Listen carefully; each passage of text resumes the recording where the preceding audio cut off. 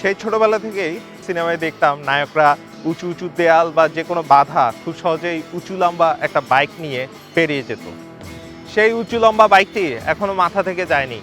Welcome to Kawasaki KLX review.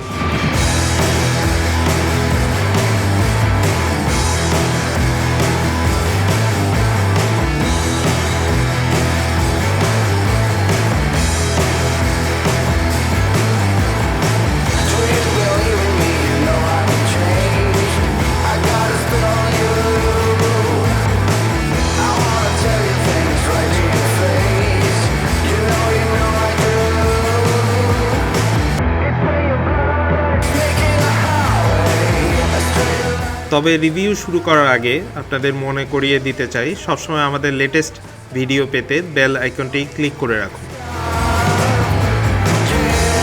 হয়তো আপনার পছন্দ লালচে ধূসর ধুলোযুক্ত মাটির রাস্তা অথবা ভাঙ্গাচোরা কোনো highway.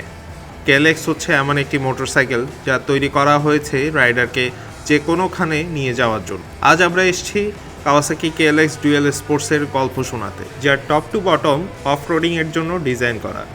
So, welcome to the review of Kawasaki KLX 150 BF.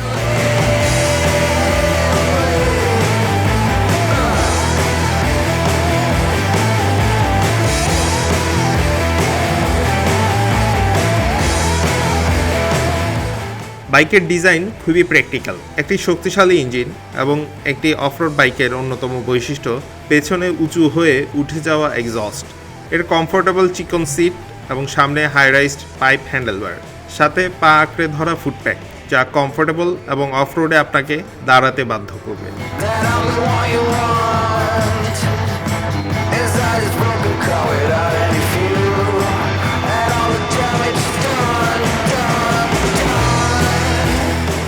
এর সামনে রয়েছে 35 মিলিমিটারের long inverted suspension, Japanese brand শোয়ার দ্বারা তৈরি করা, যার হাইট অবশ্যই চোখে পড়ার মতো।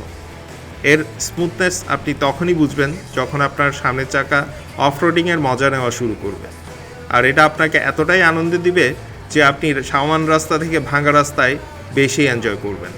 তবে এখানে বেস্ট পার্ট হচ্ছে এখানে একটা গার্ড আছে যেটা সাসপেনশনটাকে প্রাথমিক একটা সেফটি দিবে।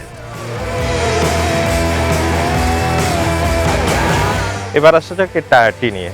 এর সামনের চাকাটি হচ্ছে 21 ইঞ্চি সাইজের এবং পেছনের চাকাটি হচ্ছে 18 ইঞ্চি সাইজের আরসি এর অফ রোড বিটের টায়ার, যেটি কর্দমাক্ত রাস্তা হতে শুরু করে যে কোনো ভাঙ্গাচোরা রাস্তায় এই টায়ারের বিটের ছাপ ফেলে যাবে এবং যে কোনো টেরেনে এই টায়ারটি তার বাইকটিকে ফুল সাপোর্ট দিবে।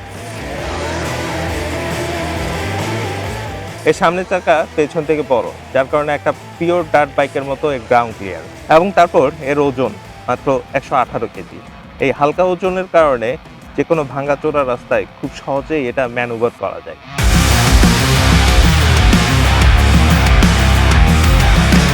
এই বাইকটির রিমগুলো অন্যান্য সব অফরোড বাইকের মতো স্পোক রিম, এবং এই রিমগুলো এন্ডুরো স্ট্যান্ডার্ড অনুযায়ী হালকা অ্যালুমিনিয়ামের, এবং যেহেতু এর রিমগুলো স্পোকের তাই বাইকের টায়ারগুলো টিউব টাইপের। কেএলএক্সের সবচাইতে অসাধারণ দিক হচ্ছে ব্রেকিং। কাওয়াসাকি কেএলএক্স 150 BF এর উভয় চাকাতেই ডিস্ক ব্রেক রয়েছে। ডিস্ক ব্রেকগুলো টিপিক্যালি ডার্ট বাইকের মতো নয়, বরং কিছুটা ভারী এবং ভেন্টিলেটেড, যেমনটা আমরা স্ট্রিট বাইকে দেখে থাকি। কাজে বলা যায় বাইকটির ব্রেকিং সিস্টেম এর ডুয়েল স্পোর্টস ফিচারের সাথে বেশ ভালোভাবেই মানানসই। ফুয়েল ট্যাঙ্ক ডিজাইন করা হয়েছে একটা পিওর ডার্ট বাইকের মতো করে। ট্যাঙ্কটা জাস্ট 6.9 লিটারের, তুলনামূলক ছোট, তবে ট্যাঙ্কের সাথে সিটের ডিজাইন খুবই সামঞ্জস্য, ফলে বসে বা দাঁড়িয়ে রাইড করার সময় এটা পারফেক্ট সাপোর্ট দেয়। তবে এই ক্ষেত্রে যা আপনাকে আরও অনেক বেশি সাপোর্ট করবে তা হলো এর রেয়ার সাসপেনশন। কাওয়াসাকি এই বাইকে সামনের মতো পেছনেও ব্যবহার করেছে শোয়া adjustable long travel monoshock suspension, যেটা রাস্তায় ঠিক অমন ফিল দিবে ঠিক যেমন মাখনে ছুরি চালানোর সময় হয়।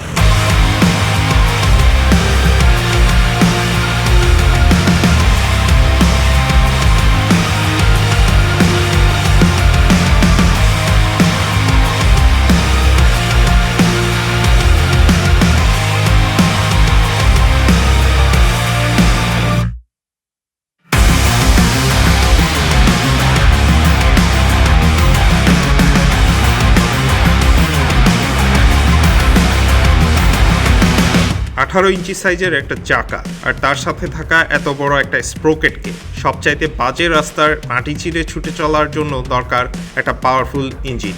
এই ওজনের এবং এই আর্গোনমিক্সের একটি বাইকের জন্য ইঞ্জিনটি প্রচুর পাওয়ার ডেলিভার করে। এই 144 সিসির ইঞ্জিনটি এয়ার কুলড ইঞ্জিন এবং এটি 12 হর্স পাওয়ার শক্তি এবং 11.3 নিউটন মিটার টর্ক প্রডিউস করে, যেটা 5টি গিয়ারে চাকাকে শক্তি দেয়। অন পেপার এটা দেখতে খুব বেশি মনে না হলেও রিয়েল গ্রাউন্ডে বাইকটির পাওয়ার এবং টর্ক ডেলিভারি যথেষ্ট ভালো। এর থ্রটল রেসপন্সও চমৎকার। ইঞ্জিনটির লিনিয়ার আউটপুট পাওয়া যায় মিড এবং টপ মিড রেঞ্জ আরপিএম পর্যন্ত। বাইকটির টর্কের রিয়েল ফিলিংসটি পাওয়া যায় 70 থেকে 80 কিলোমিটার প্রতি ঘন্টা স্পিডে। যদিও এই বাইকটি টপ স্পিডের জন্য নয়, তবে আমরা সবকিছুর সাথে টপ স্পিডও চেক করেছিলাম, তা ছিল 110 কিলোমিটার প্রতি ঘন্টায়। তো এত কিছুর পরও আমরা KLX 150BF থেকে খুব ভালো একটা মাইলেজ পেয়েছিলাম। KLX থেকে গড়পড়তা আমরা মাইলেজ পেয়েছিলাম 38, কিন্তু বওয়াগা লেক ও কেওক্রাডাংয়ের এক্সট্রিম ট্রেইলে যে এখানে বাইকের এক্সট্রিম শক্তির প্রয়োজন হয় সেখানে আমরা পেয়েছিলাম 32। এর কারণ হতে পারে বাইকের থ্রটল সবসময় ওপেন করে রাখার জন্য এবং প্রচুর প্রেশার দিয়ে বাইক আপহিল এবং ডাউনহিল করার জন্য।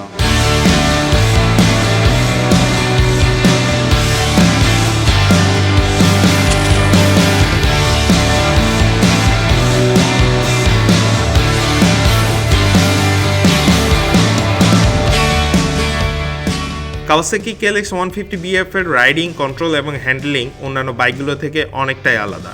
এটা অনেক হালকা, স্যাটেলাইট বেশি এবং গ্রাউন্ড ক্লিয়ারেন্স অনেক হাই। ফলে বাইকটিতে বসে থ্রটল দেওয়ার সাথে সাথে বাইকটি রাইডারের ফিলিংস এবং অ্যাটিটিউড সম্পূর্ণ বদলে দেয়। বাইকটির অনরোড এবং অফরোড উভয় রাস্তাতেই খুবই এনজয়েবল হলেও স্ট্রিটের তুলনায় বাইকটির অফরোডিং পারফরমেন্স সম্পূর্ণ অন্য এক লেভেলের। সাধারণ রাস্তায় KLX এর সাসপেনশনের খুব বেশি স্পেশালিটি ফিল না করা গেলেও এক্সট্রিম রাইডিং বা অফরোডিংয়ের সময় এর পারফরমেন্স কমপ্লিটলি বদলে যায়। কংক্রিটের মসৃণ রাস্তায় বাইকটি খুবই স্টেবল একটি রাইডিং মেশিন, তবে অফরোডে এক্সট্রিম রাইডিং, জাম্পিং বা যে কোনো অবস্ট্রাকল ক্রস করার সময় এর সত্যিকারের পারফরমেন্স টের পাওয়া যায়।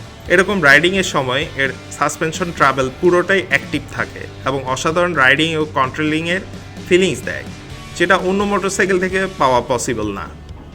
সবই তো ভালো বললাম এই বাইকের, তাহলে এই বাইকের খারাপ বা দুর্বল কোনো দিক নেই? আছে নিশ্চয়ই।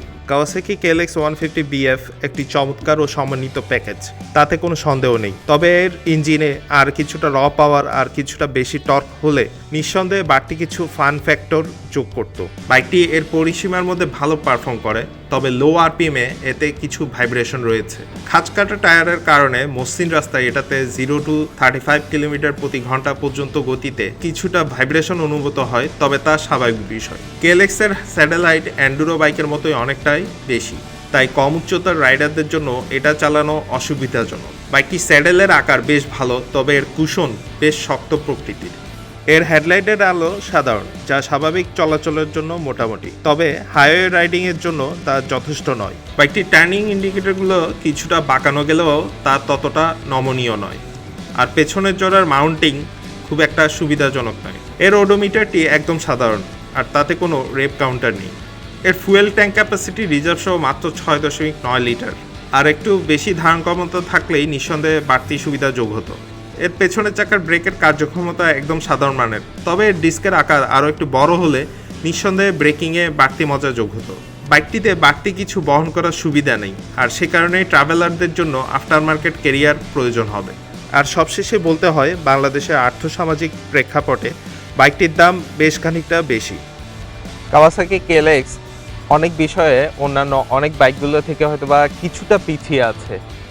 এর অনরোড পারফরমেন্সও খুব একটা মেনশনেবল নয়, কিন্তু কিছু দিক দিয়ে এই বাইকটি অন্যান্য বাইকগুলো থেকে অনেক এগিয়ে আছে, যা অন্যান্য বাইকগুলো হয়তোবা স্বপ্নই দেখতে পারবে। আপনি যদি শহরের রাস্তায় অর্থাৎ স্ট্রিট রোডে এই বাইকটি রাইড করতে চান, তবে আমি বলবো এই বাইকটি মোটামুটি ভালো একটি চয়েস। বাট আপনি যদি এটা হাইওয়েতে রাইড করতে চান, তবে এটা হ্যাপি এবং এনজয়েবল একটা রাইড হবে আপনার জন্য। যদি আপনি মনে করেন সম্পূর্ণ অফ রাইডে যাবেন, অ্যাডভেঞ্চারে কোনো পাহাড়ে বা গ্রামের রাস্তা ধরে প্রতিনিয়ত রাইড করবেন, কর্দমাক্ত রাস্তা ধরে ছুটে চলবেন অবিরত, তাহলে এই বাইকটা আপনার জন্য ওয়ান অফ দ্য বেস্ট এবং পারফেক্ট সলিউশন।